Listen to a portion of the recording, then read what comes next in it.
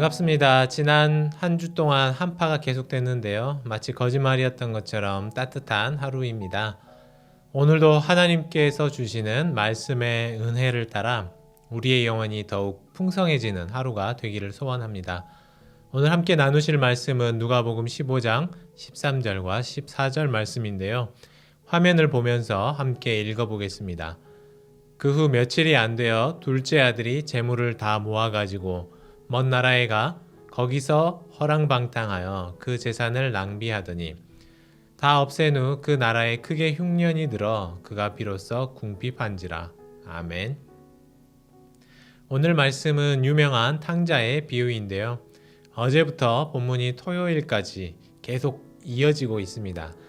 그래서 저희들이 몇 가지 나누어서 말씀을 전할 텐데요. 오늘은 먼저 탕자의 입장에서 오늘의 말씀을 살펴보려고 합니다. 먼저 오늘 말씀을 이해하실 때는 두 가지를 유념하시면 좋을 것 같습니다. 먼저 탕자의 비유는 예수님의 시리즈 설교였다는 점이죠. 누가복음 15장을 보시면 총 3개의 비유가 등장합니다. 잃어버린 양 한 마리를 찾은 목자의 비유, 두 번째로 잃어버린 드라크마, 동전이죠. 이것을 찾은 여인의 비유, 그리고 어제부터 시작한 오늘의 탕자 비유입니다. 그래서 15장에는 잃었다가 찾은 기쁨을 기록한 이 같은 주제의 비유들이 연속해서 등장을 하고 있습니다. 두 번째로 유념할 점은 가끔 사람들이 편의상 오늘의 말씀을 탕자의 비유라고 부르지만 본문의 주인공은 사실 탕자가 아닙니다. 첫 번째, 두 번째 비유 모두 잃어버렸던 한 마리의 양이 주인공이 아니고 사라진 동전 한 입이 주인공이 아니라 잃었던 양을 찾은 목자가 주인공이고 잃어버린 동전을 찾은 여인이 주인공입니다. 오늘 본문도 마찬가지로 탕자가 주인공이 아니라 탕자를 다시 찾은 아버지가 주인공입니다. 그러나 우리가 일주일 동안 어쨌든 한 본문만 계속 살피게 되기 때문에 다양한 시선에서 오늘 말씀을 나누기로 했습니다. 그래서 저와는 탕자의 입장에서 말씀을 살펴보겠습니다. 먼저 오늘 본문은 꽤 부유한 삶을 살았을 것 같은 사람에게 두 아들이 있었다고 기록하죠. 그 중에 둘째 아들은 아버지에게 어차피 나중에 유산을 물려주실 것이라면 지금 바로 달라 말을 합니다. 유산이 무엇입니까? 이 세상을 떠나면서 자녀들에게 남겨주는 것이잖아요. 그런데 아버지는 버젓이 살아있어요. 사실 이 탕자는 그러고 보면 굉장히 불효막심한 아들인 것 같습니다. 아버지도 버젓이 살아계시고 아버지의 집에서 충분히 편하게 누리고 살면서도 또 다시 내 것을 쟁취하고 싶은 마음이 있었던 것 같습니다. 오늘 말씀에는 구체적으로 기록되어 있진 않지만 탕자가 왜 집을 나가려고 했을까 생각해 보면 세상에 나가면 지금보다 더 편하고 또 자유롭게 자신이 살고 싶은 인생을 살 수 있을 것이라 생각했던 것 같습니다. 한국에서도 한참 부모에게서 독립을 일찍 하려고 하는 그런 흐름들이 있었죠. 부모의 그늘에서 벗어나야 자기가 자고 싶을 때 자고 놀고 싶을 때 먹고 또 먹고 싶은 것 마음대로 먹으며 살 수 있다라고 생각하기 때문입니다.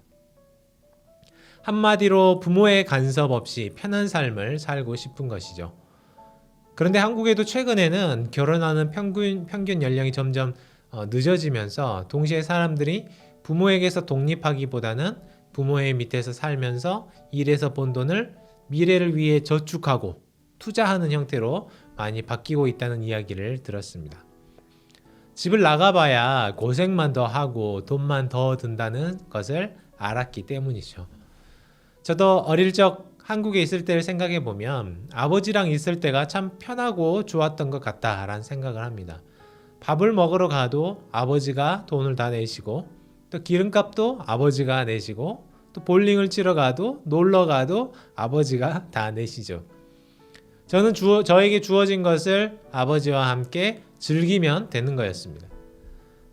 오늘 보니까요, 이 탕자도 집을 나가면 더 행복할 것이라고 생각한 것 같습니다. 아버지가 이뤄놓은 이 평안한 삶이 세상 밖에도 동일하게 있을 것이라고 생각한 것 같습니다. 거기에 유산까지 미리 받아서 나간다면 남부러울 것 없는 생활을 할 것이라고 생각했습니다. 그런데 실제로 나가보니까 그렇지 않았던 것 같아요. 처음에는 즐거웠겠죠. 돈이 있으니까 친구들도 많이 몰려들었던 것 같고 즐길 것도 많았습니다. 성경에 기록된 대로 허랑방탕하게 재산을 모두 낭비하고 말았습니다. 자신의 수고 없이 모은 재산이어서 그런지 순식간에 증발하고 말았습니다. 영원히 행복하고 영원히 편안하고 자기 원하는 삶을 살 것이라고 생각했지만 오래가지 못했습니다. 심지어 어떻게든 살아보려고 돼지를 치면서 돼지들이 먹는 쥐염 열매를 뺏어 먹는 짐승만도 못한 그런 비참한 삶을 살게 된 것이죠. 조금 일찌감치 깨달았다면 얼마나 좋았을까요? 왜 사람들은 고생을 해봐야 깨닫는 것일까요? 이제서야 탕자는 아버지와 함께 사는 것이 얼마나 행복한 삶인지를 깨닫게 됩니다.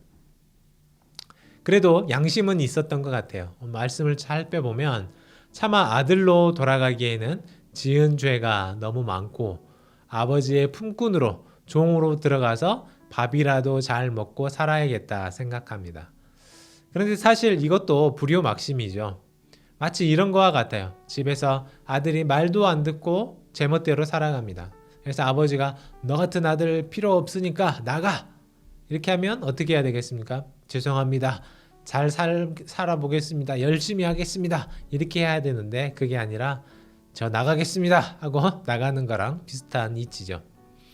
이 탕자는 아버지께로 돌아가서 잘못을 빌고 아버지가 받아주시기를 간절히 비는 것이 마땅한 도리였고 또 그것이 자식이 누릴 수 있는 특권이기도 했었습니다. 그래도 어쨌든 집으로 돌아가기로 다짐한 것만으로도 기특하다라고 해야 할까요? 완전히 나쁜 길로 빠지지 않았으니까 그나마 다행인 것 같기도 합니다. 빈손으로 터덜터덜 아버지의 집으로 돌아오는 아들의 마음을 생각해 보실까요? 과연 아버지는 나를 받아주실까? 내가 다시 이전처럼 살 수 있을까? 만일 일이 잘 안 풀리면 나는 어디로 가야 할까? 많은 고민을 했을 것 같습니다. 저기 멀리서 아버지의 실루엣이 드디어 보이고 있어요. 나를 혼내시진 않을까? 모른 척 하시지는 않을까? 쫓아내시지는 않을까? 라는 생각을 할 틈도 없이 나를 발견한 아버지가 저 멀리서 달려오시더니 나를 와락 안으시고 입 맞추시고 기뻐하십니다. 이 아들은 복받은 아들이죠. 돌아갈 집이 있다는 것, 어떤 상황에서도 나를 다시 받아줄 아버지가 있다는 것은 정말 큰 은혜입니다.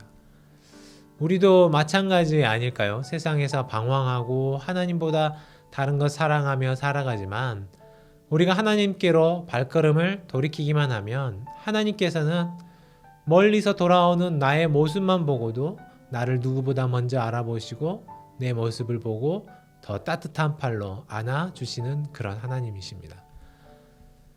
우리가 돌아갈 곳, 바로 하나님의 품이 있다는 것은 정말로 행복한 일이죠. 다시 아들의 옷을 입혀주시는 하나님의 은혜를 기억하시기를 바랍니다. 여전히 나를 기다리시는 하나님을 생각하시기를 바랍니다.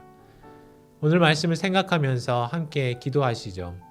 여전히 나를 기다리시고 나를 생각하시는 아버지, 하나님께 감사하며 주를 멀리 떠나지 않게 하시고 혹여라도 내가 잘못된 길에 들어서더라도 다시 돌아갈 집, 하나님 아버지 품을 생각하게 하옵소서.